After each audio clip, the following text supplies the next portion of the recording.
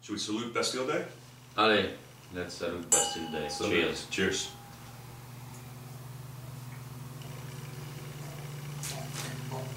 Excellent. Okay, so today, thank you, Jean Trimbach from F.E. Trimbach in Alsace. Today we're going to talk a little bit about wines from your winery. What I'd like to do though is if you could just please give us a little background on Alsace, what makes the region interesting or unique. Well, yes, you said it. Alsace is a very interesting region because we are first producing grape varieties that very few people grow, and on top of that we produce them in a very unique manner, which means traditionally Alsace wines are dry. So well, it started years ago, of course. Supposedly the Romans started growing grapes in Alsace, but when it comes to Trimbach, we are now on the 12th generation, and I'm happy to report as well that the 13th generation just jumped in. So it started in 1626, and the four major grape varieties we are producing are Riesling, Gewürztraminer, Pinot Gris and Pinot Blanc. And in fact, we're tasting Riesling today, we'll get into this in a minute, but isn't this basically the only region in France where Riesling is really allowed to grow? Or at least at this level? So far, still, yes, it is the only region where Riesling gets the AOC, Appellation Origine Contrôlée, yes. Likewise for Gewürztraminer, Pinot Gris and Pinot Blanc.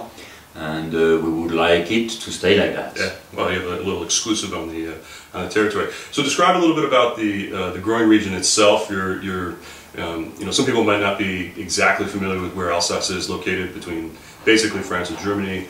Climatically, well, we are northeastern part of France, with Champagne. We are one of the most northerly region. But what's very interesting with Alsace is the microclimate. We really enjoy a fabulous microclimate.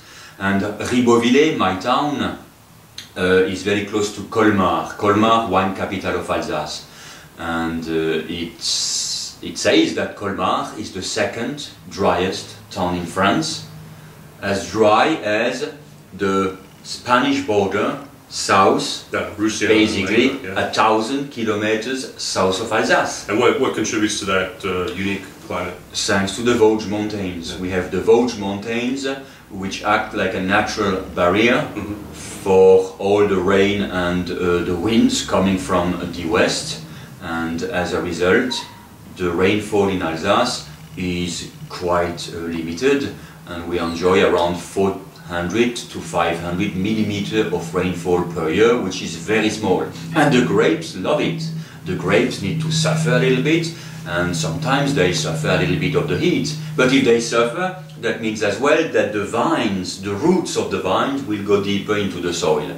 And if the roots go deeper, obviously, it brings complexity and minerality to the wine. Sure.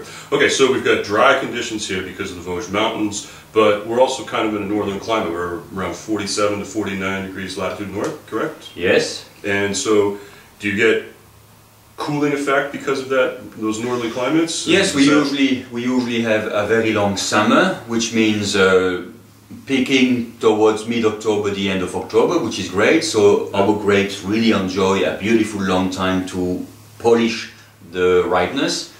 But at the same time, we usually have cooler nights.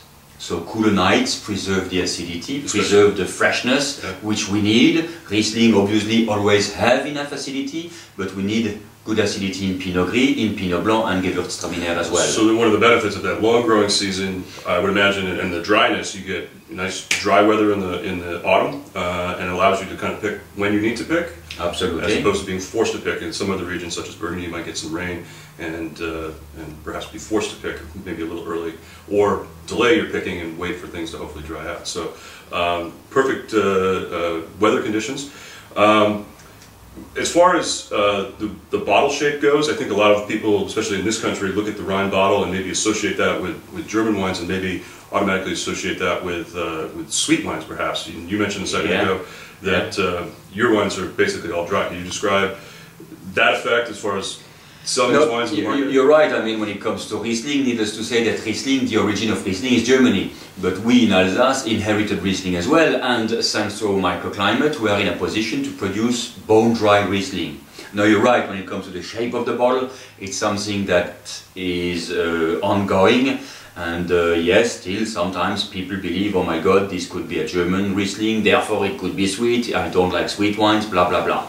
Bon, I have nothing against German wines, but it happens that most people prefer to drink dry wines if they have a wonderful piece of fish. Sure. That's how it goes. So this is the traditional Alsace flute, flute shape, and of course we would like to keep it because this is very much into our tradition and deeply rooted into our history. Right, okay. So where does actually the history and the distinction for making dry wines come from versus moving just over the border into Germany? You've got a tradition of making sweet wines. Now I know there are sweet wines that are made in Alsace, but for the most part the vast majority are dry. Is there a 95% of Alsace wines are dry, and then we have a late harvest category, yes, but this is in limited production and not every year. So when it comes to Pinot Gris, Gewürztraminer, Riesling and Pinot Blanc, most of these wines are dry. And by dry, I mean when it comes to Trimbach, below 5 grams per liter of residual, which means very dry.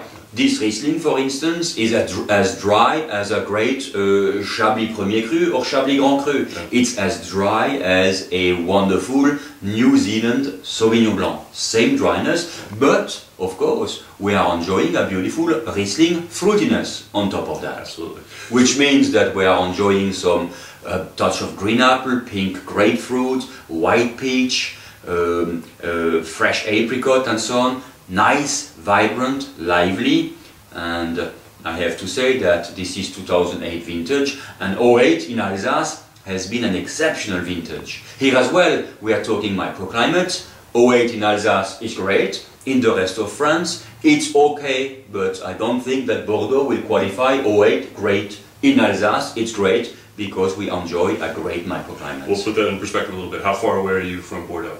Again, about 1,000 kilometers. Very, good distance apart. So, it's difficult sometimes. People generalize about an entire country or an entire region, but in reality, you're very far away from that, and your weather conditions might be very different. Tell us a little bit about what we might expect going forward. This is 2008. What about 2009, 2010? Alsace has been extremely lucky, I have to say. Mother Nature has been very generous because we had 07, great, 08, great, 09, very good, and 2010, which will be very good again. That basically never happened before. We have some very good vintages just lining in a row, and as I said, if I had perhaps to pick one that could eventually be as good as 1990, as far as Riesling is concerned, I think I would pick 08. 08, okay, excellent. And we're lucky to be drinking it today. Yes, so this is the classic Riesling, what I call classic. It's classic in terms of fruitiness, in terms of dryness, in terms of elegance. This is exactly what Alsace Riesling should taste like.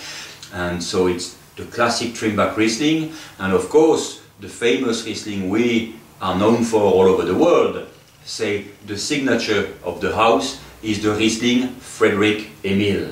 This is coming from Grand Cru Vineyards. It has a gold label, it says Frederick Emil on the label, and this is definitely our top best vineyards Riesling from my village, Ribeauvillé.